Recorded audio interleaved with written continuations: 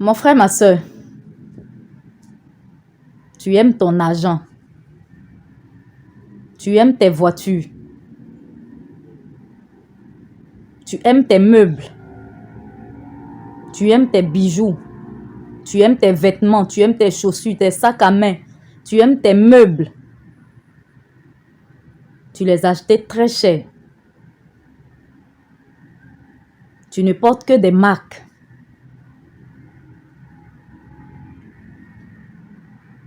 C'est ça, non? Tu t'es dit même quelquefois que sans ça, qu'est-ce que tu serais? Tu es attaché à ces choses.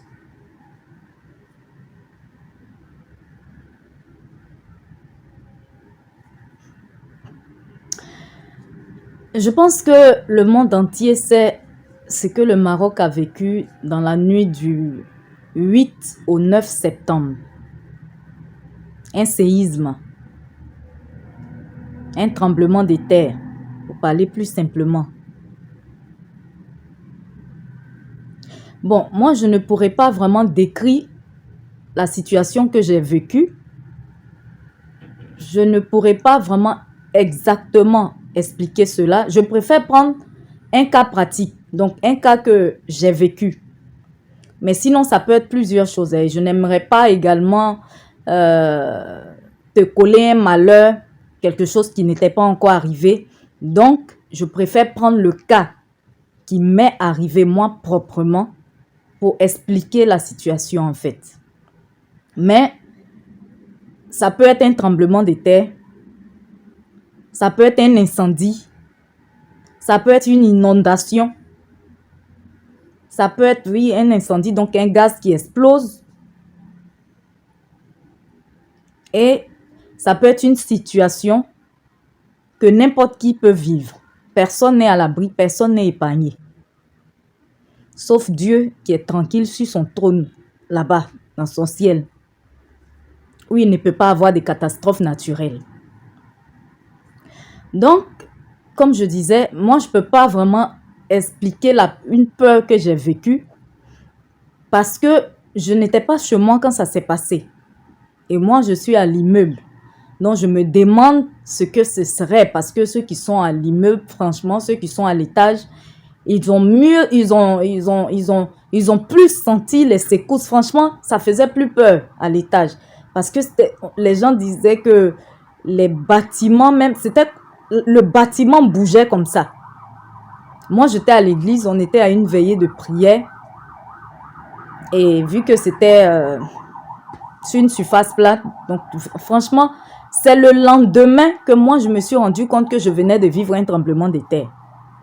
Parce que quand j'étais en train de vivre ça, je n'ai pas su que c'était un tremblement de terre. À un moment à l'église, puisqu'il y avait du bruit et tout ça, c'était une veillée de prière, donc le bruit, les mouvements. Et on était en train de déclarer un verset en fait qui m'emmenait à taper mes pieds au sol. Donc au fur et à mesure que je récitais le verset, je tapais mes pieds au sol, je tapais. Et à un moment, j'ai senti qu'il y a quelque chose qui bougeait sous mes pieds. En tout cas, j'ai senti qu'il y avait quelque chose de pas normal. J'ai senti quelque chose qui se produisait. Mais je n'ai pas vraiment... Je n'ai pas vraiment fait attention. Je ne me suis pas attardée là-dessus. Je me suis dit même que c'était moi seule qui avait vécu ça. Je me suis dit que c'était à mon niveau et surtout que ça n'a même pas duré. Donc, je ne peux pas expliquer ce que moi j'ai vécu. Et dire que ce jour-là, j'étais tellement fatiguée puisque la veille, je n'avais pas dormi tôt. J'étais obligée de me lever très tôt pour aller au boulot. Et quand je suis revenue, je n'ai pas pu avoir le temps encore de me reposer pour aller à la veillée. J'ai juste eu quelques petits... Je ne sais même pas si ça fait 1 heure. Donc, j'étais tellement fatiguée. Je me demandais, Seigneur, est-ce que je dois aller à la veillée? Bon, comment Dieu va te dire qu'il ne faut pas aller à la veillée? Bon, on ne sait jamais aussi, à moins que peut-être sur la route, il y a quelque chose ou bien tu dois rester chez toi pour que tu puisses secourir quelqu'un ou je ne sais pas quoi. Mais en tout cas, Dieu voulait que j'aille à la veillée. Parce que peut-être même que si j'étais restée ici, peut-être à cause de moi seul, le bâtiment aussi allait tomber comme Jonas. Jonas, à cause de lui seul, le bateau était en train de couler. Et ça, c'était Dieu. Hein.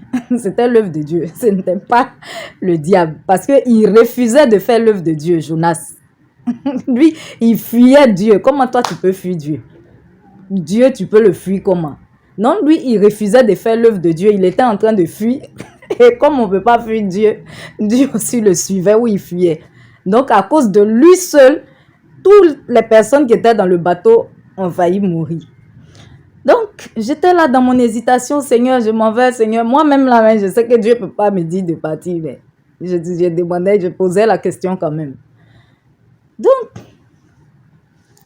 après, je dis à l'ennemi, je dis, tu es un menteur. Et je me suis apprêtée, je suis allée à la veillée. Donc, c'est comme ça que ça a été là-bas que j'ai vécu ça avec d'autres personnes. Et le lendemain matin, c'est là que les gens étaient en train de parler parce que moi, je me suis déconnectée pour ne même pas recevoir de messages et tout ça. Donc, le lendemain matin, les gens disaient que, il paraît que ça s'est produit un peu partout, que c'était un tremblement de terre. Mais bon, mon idée même n'était pas encore là. Mais quand ils ont dit, bon, j'ai pensé à ma maison puisque moi, je suis à l'étage. Donc, je me suis dit, mais c'est quel dégât je vais trouver à la maison là-bas? Et quand je venais le matin, j'ai vu des gens qui étaient dans la rue couchés avec leurs couettes. Je voyais des gens qui étaient en train de monter dans leur voiture pour partir. Tout ça encore, ça ne m'a pas alerté. C'est quand je suis venue, je pense que mon frère m'avait appelé dans la nuit et il m'avait laissé un message ou je ne sais plus. En tout cas, j'ai quand même reçu 2 messages. Il y a des amis qui étaient en Italie qui m'ont envoyé des messages, mon frère aussi. Et tout ça encore, ça ne m'a pas alerté, ça ne me disait rien. Je ne réalisais pas encore la gravité de la chose. Et c'est après ça parce qu'un ami encore m'a appelé. Lui, il m'a appelé directement. Parce que mon frère, il avait essayé de m'appeler, mais comme je n'étais pas connectée, donc il m'avait laissé un message. Donc, quand l'ami m'a appelé de Côte d'Ivoire, c'est là qu'il me dit qu'il y a eu des morts, tout ça. En fait, c'est là que j'ai commencé à prendre la chose au sérieux. J'ai dit, ah bon? Donc, je me suis dit que j'allais aller voir les informations pour savoir exactement de quoi il s'agissait. Et c'est là que je m'en vais après l'appel. Le tremblement de terre le plus terrible qu'il y a eu, que le pays n'ait connu. En fait, je vois les informations, c'est là que je réalise que je venais de vivre un tremblement de terre la veille. Mais en tout cas, je n'avais pas vraiment la peur. Jusqu'à, je pense, hier nuit ou avant-hier. Parce que bon, quand c'est comme ça, on en parle, les gens en parlent, tout ça. Il paraît qu'il y a des répliques encore, il y a des petites secousses. Même hier, il y a eu des secousses, il paraît, à 3 heures du matin. Aujourd'hui, non, avant-hier, des secousses à 3 heures du matin. Parce qu'il paraît que ce sont des plaques qui se déplacent. Donc, quand c'est comme ça, ça doit revenir à sa place. Donc, ça crée encore des mouvements et tout ça. Donc, on m'a dit qu'il y a eu deux secousses comme ça. Hier, le quartier même dans lequel je travaille, il paraît que dans un immeuble, il y a eu un peu de secousses. Mais ce n'est pas aussi violent que le premier qui s'est passé. Voilà. Donc, hier ou avant-hier, je ne sais plus. Je suis là la nuit. Je regarde mon plafond. Je regarde mon plafond. Je regarde mon plafond, je me regarde. Je regarde mon plafond, je regarde la lumière. Et puis je suis là, je regarde. Je dis, je ne sais pas ce que je suis en train de calculer. Je regarde. Je regarde en haut, je regarde en bas. Je regarde et puis je suis en train de calculer. Mais comment je vais me mettre, où je vais... J'étais fatiguée de faire des calculs qui n'allaient rien donner. Je dis, bon... Jésus, tu es Seigneur. Je me suis couchée et dormi. Dieu merci, je me suis levée le matin. Voilà, donc, c'est pour dire que moi, je ne peux pas vraiment dire ce qui s'est passé. Je ne peux pas décrire la peur que j'ai vécue ou bien je ne peux pas décrire comment ça bougeait. Sauf quand je suis venue, il n'y avait rien dans ma maison. Il n'y avait rien, il n'y avait aucun dégât. C'est juste un mur qui est dans la cour là-bas qui s'est un peu effrité avec des fissures. C'est ce qu'on a pu constater à la maison ici. Mais avec les vidéos que nous avons vues, que nous avons tous vues, je commence maintenant le sujet de la vidéo. Avec les vidéos que nous avons tous vues, Je pense que quand il y a ce genre de choses, ne te sens pas épargné. Hein. J'ai dit que je ne voulais pas prendre un exemple sur toi pour ne pas pour ne pas parler d'un malheur dans ta vie, en fait. Donc, j'ai préféré prendre un cas qui a déjà existé. Mais sache que toi également, tu n'es pas à l'abri des catastrophes naturelles. Moi, dans mon pays, il y a déjà eu des cas où il y a eu des écoulements de terre, il y a eu des pluies, de simples pluies qui ont fait tomber des bâtiments. Et il y a des personnes qui sont mortes malheureusement. Donc, lorsque nous avons regardé toutes ces vidéos, nous avons vu que dès qu'il y a ce genre de situation, dès qu'il y a ce genre de catastrophe, j'ouvre une parenthèse, actuellement, en Libye, il y a des inondations. Lorsque j'avais suivi la dernière fois, c'était aujourd'hui, il y avait plus de 2000 morts de grandes inondations en Libye. Je referme la parenthèse. En tout cas, soutien à toutes ces victimes de la Libye et aussi toujours du Maroc. On demeure en prière. Donc, quand on regarde ce genre de vidéos, j'aimerais revenir sur quelque chose. Tout à l'heure, quand je disais que j'avais eu peur, le seul jour où j'avais eu peur, où je regardais mon plafond, je regardais mon lit, je regardais le plafond. J'ai trouvé que franchement, s'il devait avoir ce genre de truc dans la maison, je ne sais pas ce que je pouvais faire. Si j'avais le temps de sortir, je pouvais sortir. Mais sinon, si ça me surprenait, ça allait me surprendre. Voilà. Ça allait me surprendre. Et puis, c'est ça. Donc, j'ai plutôt préféré me repentir. Parce que c'est ça qui est le plus important. J'ai plutôt préféré me repentir. Demander pardon au moins. Parce que je ne sais pas. Peut-être aussi c'est le jour que Dieu a décidé pour moi. Qui sait? Donc, si je m'en vais, au moins que je parte dans les bonnes conditions. Voilà. Donc, je continue. Je continue là où j'étais. Nous avons constaté que quand il y a ce genre de situation, les gens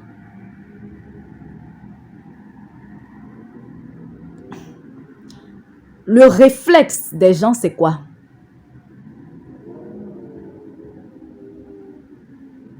Ce n'est pas de courir vers l'argent qu'ils ont gardé dans leur coffre-fort. Ce n'est pas de courir aller prendre les sacs à main avec lesquels ils font le malin. Ce n'est pas de courir aller prendre les chaussures. Ce n'est pas de courir protéger les meubles.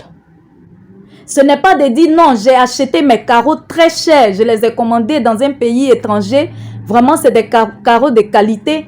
Donc, je vais me coucher sur ces carreaux-là pour ne pas qu'il y ait des dégâts sur les carreaux. Ce n'est pas d'aller prendre la voiture quand il y a ce genre de situation.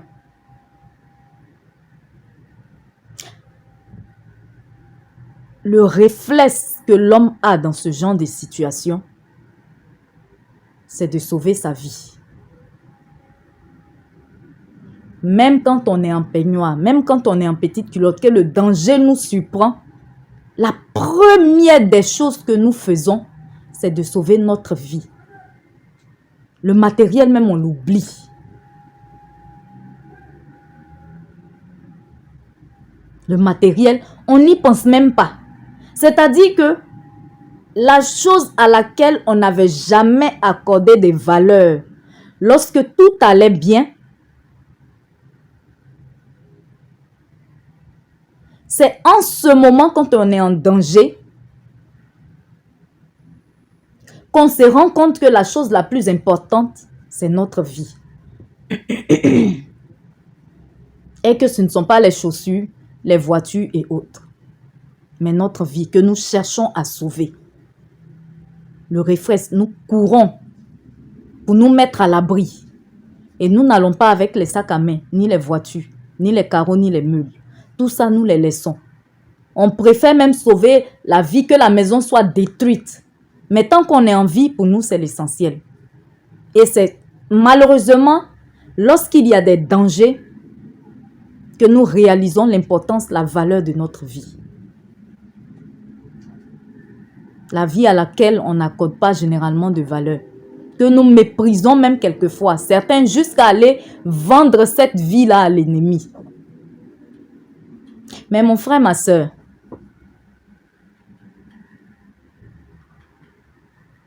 tu es prêt à aller sacrifier ton âme, aller vendre ton âme pour avoir de l'argent, pour avoir des biens matériels. Mais pourtant, quand il y a ce genre de situation, ce ne sont pas ces biens-là que tu cherches à protéger, mais ta vie. Donc, si cette vie-là est si importante pour toi, pourquoi est-ce que tu t'en vas la brader?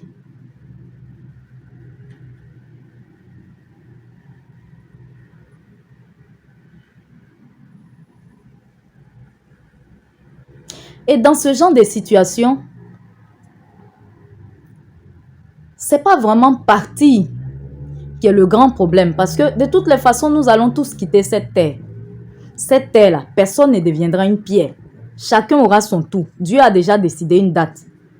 Malheureusement, il y en a où l'ennemi consécute leur vie et ils s'en vont avant la date que Dieu a prévue. Mais personne ne deviendra une pierre. À moins que voilà, Jésus revienne avant pour l'enlèvement et que voilà, on monte. Mais sinon, tant qu'il ne vient pas et que ton jour arrive, tu t'en vas tranquillement. Donc, ce qui est le plus important, ou le pire, ce n'est pas de mourir. Le pire, c'est les conditions dans lesquelles tu meurs.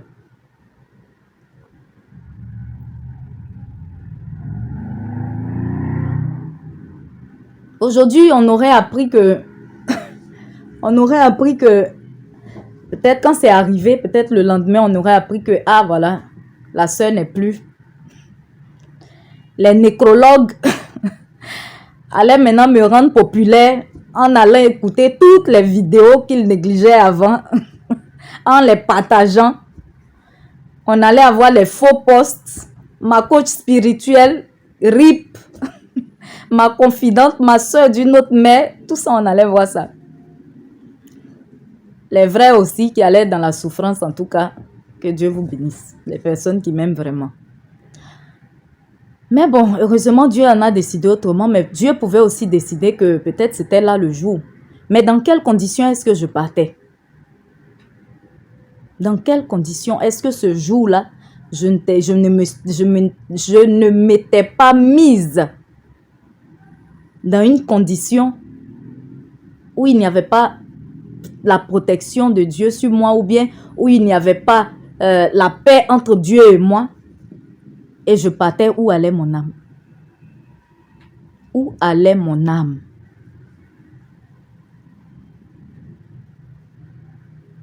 Donc, mon frère, ma soeur, aujourd'hui, je n'ai pas envie de... Bon, je ne vais pas dire que je n'ai pas envie de trop parler. Ce qui est sûr, on s'en va, on parle seulement jusqu'à là où on va s'arrêter. Voilà. Donc, franchement, moi-même, je n'étais pas vraiment même disposée à faire cette vidéo-là, mais c'était comme si je devais la faire. Donc, peut-être même que tu ne sens pas vraiment l'enthousiasme que tu sens habituellement. Tu ne sens pas ça, peut-être. Mais bon, comment on va faire? Voilà. Donc, c'est pour te dire, en fait, mon frère, ma soeur, que dans la vie, là, rien n'est prévu d'avance. C'est Dieu qui sait tout d'avance. Aujourd'hui, imagine, me voici, je suis en train de parler dans une maison. Tu me vois, je suis en train de parler dans une maison en bonne et due forme. Il est quelle heure même? Il est... Bon, chez moi ici, il est 21h05 minutes. 21h05 Et à 21h06 ou bien 21h05, il y a des secondes aussi. Il y a des secondes, on ne voit pas vraiment les secondes, mais il y a des secondes. Mais je vais prendre minutes. Donc, à 21h05, je suis dans une maison. Je suis encore vivante. Et à 21h06, je n'ai plus de maison.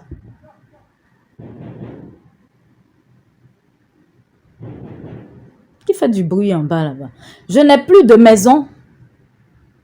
Je ne suis plus là. Passer de vie à trépas. Juste en une minute. Cette maison-là, ils ne l'ont pas bâtie en 1 minute. Hein. Ils n'ont pas bâti cette maison en 1 minute.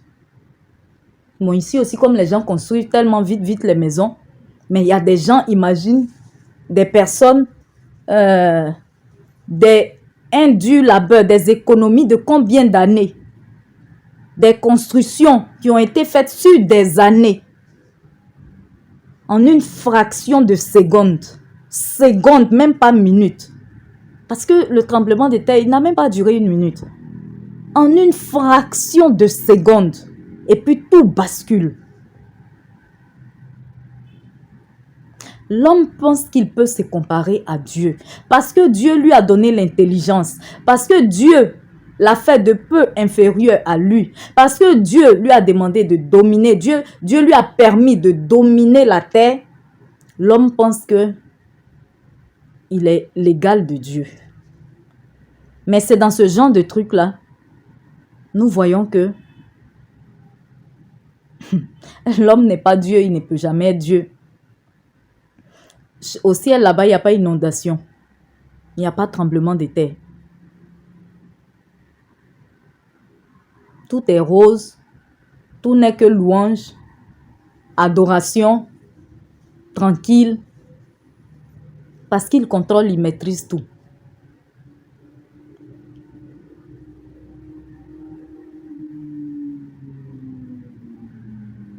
Donc, la vie qui est là, ça, j'avais prévu aussi faire une vidéo là-dessus. Les gens qui, tu sais qui je suis, ça, c'est surtout dans mon pays. Tu sais, quand les gens, ils ont des connaissances ou bien, je sais pas, ils ont de l'argent, ils ont des biens. En fait, ils résument leur personnalité à ces biens-là. Tu sais qui je suis. Tu n'es rien. Un tas de poussière qui retournera poussière. Mais ça encore, c'est une autre vidéo. On ne va pas inclure ça ici. Donc, nous sommes là, nous marchons, nous faisons des programmes, mais nous ne savons pas ce qui va se passer. Les secondes ou les minutes qui vont suivre après.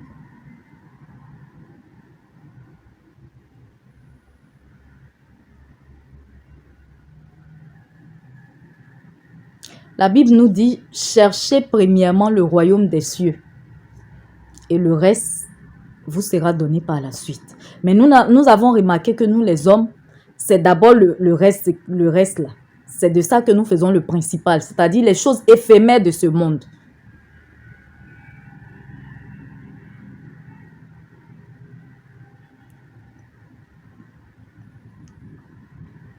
Quand on s'en va, on n'emporte rien. Alors, à quoi faire du principal ce qui devait être secondaire? Quand on aime l'argent plus que son âme. Alors que quand tu vas mourir, ton seul argent avec lequel tu vas partir, ce sont les vêtements, le cercueil que les gens vont t'acheter, avec lesquels ils vont t'enterrer. Sinon, ton compte bancaire, il reste ici. L'argent qui était dans ton compte bancaire, ça reste. Tes voitures restent. Tout ce que tu avais, ça reste. Tu ne pars pas avec ça. On ne part pas avec ça. Tout ça, on laisse et puis on s'en va. Et même ceux avec quoi on s'en va, c'est pas éternel. Parce que nous avons vu qu'il y a des cimetières même aujourd'hui qui sont devenus des écoles, qui sont devenus des marchés, qui sont devenus des supermarchés. Donc, mon frère, ma soeur, les biens matériels, c'est bon. Ça nous permet aussi d'être épanouis. Ça contribue à notre bonheur. Mais ce n'est pas le principal. Ce n'est pas ça le principal. Ce n'est pas égal à notre âme. Et ça ne peut pas sauver notre âme.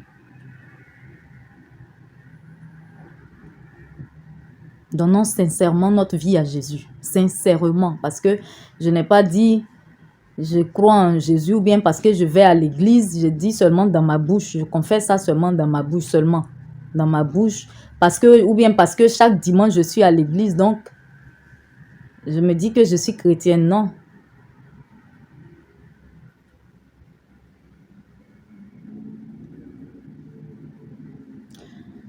Donc, c'était un peu ça que je voulais démontrer.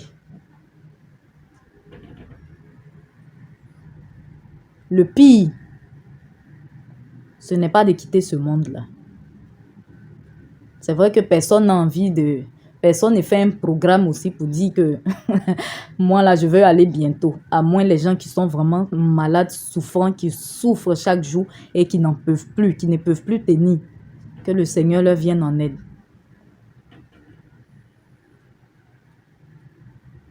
Et même ceux qui s'en vont même vendre leur âme. Quand on leur dit, on vient leur dire maintenant que ton jour est en train d'arriver, ils ne sont pas contents aussi. Hein. Ils font tout pour dévier cette loi-là. Donc, personne n'a envie de vite quitter ce monde. Personne ne fait le programme comme quand il veut voyager pour dire que lui, il a envie de quitter définitivement cette terre-là.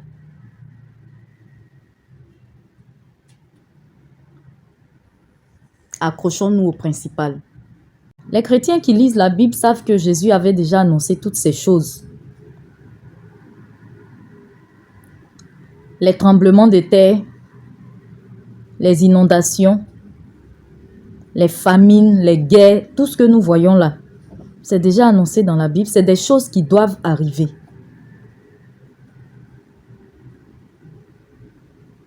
Mais ce ne serait pas encore la fin. Ce ne serait pas encore la fin du monde. Mais les prémices, comme lorsque une femme veut accoucher, qu'elle est en travail, avant que le bébé ne vienne, c'est un peu comme ces signes qui sont en train d'annoncer que, en tout cas, il aura une fin. Mais ce n'est pas encore la fin. Donc, ce ne sont pas vraiment ces choses que nous devons craindre. Même si c'est vrai, ça fait peur, ce n'est pas des choses non plus que nous voulons vivre. Mais c'est des choses que nous ne pouvons pas empêcher. Par contre, ce que nous pouvons faire, c'est de travailler à notre vie.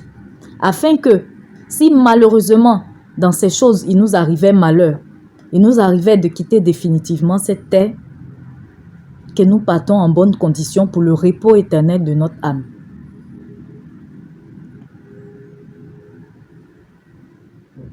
Mon frère, ma soeur,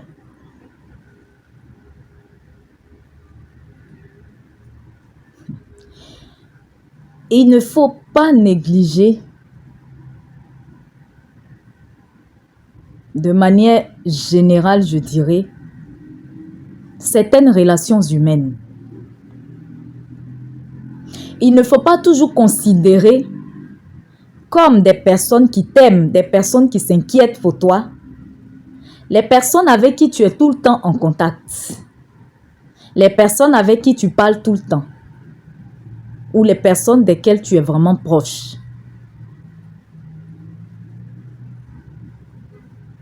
Parce que moi, j'ai vu dans cette situation que des personnes même avec qui je n'avais même pas parlé depuis longtemps, des États-Unis, Italie, Espagne, France, Côte d'Ivoire, un peu partout dans le monde,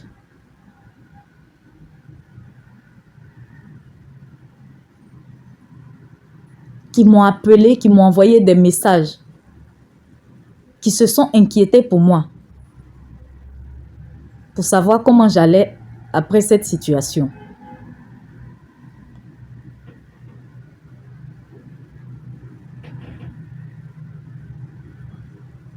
Alors qu'il y a des gens avec qui il y a longtemps même qu'on n'avait pas vraiment causé. Et quand tu vois des personnes avec qui tu te croyais proche ou des personnes avec qui tu avais régulièrement des conversations, qui sont bien connectées, qui sont là et qui n'ont même pas daigné t'envoyer un petit message, même quand bien même ces personnes te voient en train de faire des vidéos, te voient sur Facebook, mais au moins, j'espère que vraiment ça va, tu vas bien, il ne t'est rien arrivé de grave, mais rien. Ça t'emmène à te poser des questions sur tes relations avec ces personnes-là.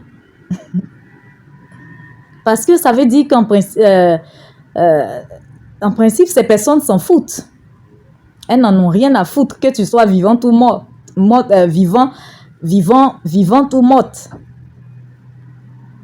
Et ça veut dire que peut-être si ces personnes même étaient au courant d'un projet de mort comme toi, ces personnes n'oseraient même pas t'informer. Mais bon, ça encore c'est autre chose. Concentrons-nous sur les personnes qui nous aiment réellement. C'est vrai, je sais, effectivement, je sais, oui, je sais, mon frère, ma soeur. Qu'il y a des personnes aussi qui viennent prendre de tes nouvelles pour savoir si ce qu'elles ont fait dans le noir, les attaques qu'elles ont fait contre toi, elles viennent physiquement maintenant pour voir si ça marchait, si ça fonctionnait. Ah, de toute façon, on a fini avec elles dans le monde des ténèbres, là-bas, on va venir voir si vraiment les attaques l'ont eu un effet sur elles. Oui, on sait aussi, mais bon, on préfère se concentrer et accorder le bénéfice du doute. En tout cas, je tenais vraiment, sincèrement, à remercier toutes ces personnes qui ont eu une pensée pour moi. Par un appel, par un message. J'ai un ami, même lui, il s'inquiète plus même pour moi. C'est pas mon copain, ce n'est rien, juste une simple amitié. Hein. Parce que vous, là, vous aimez interpréter comme vous voulez. Lui-même, là, mais il s'inquiète plus pour moi que moi-même, en fait.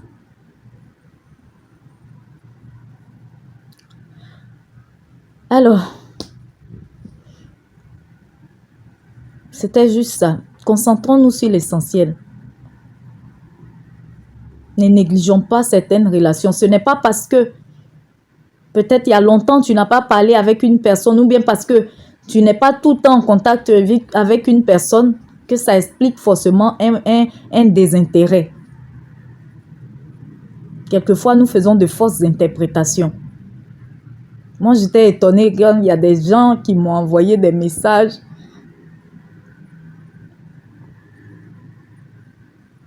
Des gens avec qui il y a longtemps, des amis longtemps que j'avais connus avant, longtemps.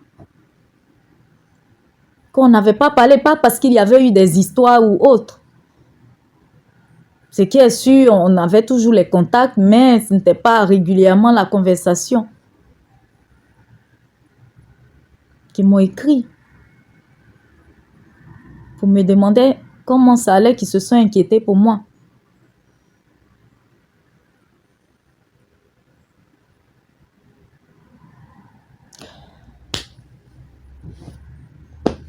Ne pensons toujours pas que ceux qui sont proches de nous, ceux qui sont dans notre sillon, sont ceux qui nous aiment forcément. C'est comme, il y en a, ils veulent forcément faire partie de ta liste d'amitié Facebook, mais ils sont là comme une ombre, comme un fantôme. Ils ne veulent pas quitter ton profil. Ils ne réagissent en rien. Pourtant, ils voient toutes tes publications. Elles voient toutes tes publications. Tu les vois très actives sur les publications des amis que vous avez en commun. Mais ils sont toujours là, ils veulent toujours rester là pour te surveiller, rester en sourdine pour savoir ce que tu vas devenir, ce que tu deviens. Et ils sont là. Quelquefois, même quand ils perdent leur compte ou je ne sais pas comment ça se passe, mais ils sont tout le temps en train de t'envoyer des invitations. Mais jamais ils ne vont réagir. Bon, c'est quelle amitié? De quel genre d'amitié est-ce qu'il s'agit? Ok. Restez là, moi avant ce genre de personnes-là, je les supprimais. Mais bon, franchement, maintenant, je n'ai plus le temps pour ça. Si tu es là pour me surveiller, pour voir ce que je deviens, ok, reste là, tu vas voir ce que je vais devenir. Tu vas voir ce que Dieu va faire de moi. Tu vas bien voir même. Voilà, c'est ça. Donc, mon frère, ma soeur, même si tu n'es pas encore marié, même si tu n'as pas encore de l'argent, même si tu n'as pas encore une voiture, même si tu n'as pas encore un travail, même si tu n'as pas encore des biens matériels, alors que tous tes amis en ont, remercie au moins Dieu pour la vie que tu as, pour la santé que tu as. Parce que plusieurs stars,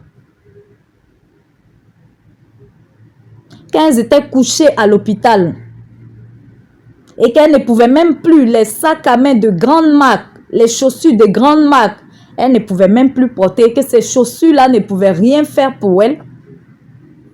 Elles ont compris qu'il y avait plus important que ça, que le matériel. Elles ont compris que ce qu'elles devaient protéger depuis longtemps, c'était leur vie. Parce qu'elles sont en train de lutter maintenant pour rester en vie. Et les biens matériels ne peuvent plus rien. Là où il y a eu ici le séisme, le tremblement de terre. Voilà, des fauteuils qui sont là, des sacs, des chaussures. Qu'est-ce que ces choses-là auraient pu faire pour moi? Nous tous, on aurait péri dans ces trucs-là. Et eux encore, ils ne sont pas vivants, donc ils ne ressentent rien. J'allais périr sans que ces choses-là ne puissent faire quoi que ce soit pour moi. Donc, mon frère, ma soeur, remercie au moins Dieu d'être vivant et surtout d'être en bonne santé. Que Dieu nous garde.